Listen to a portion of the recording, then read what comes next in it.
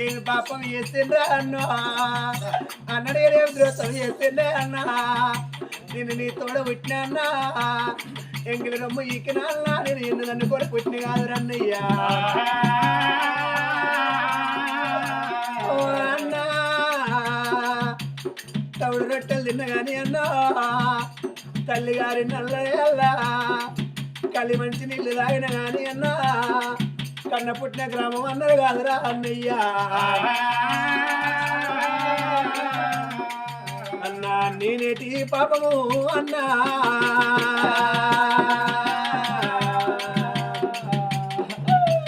పాపం నేను ఎత్తినా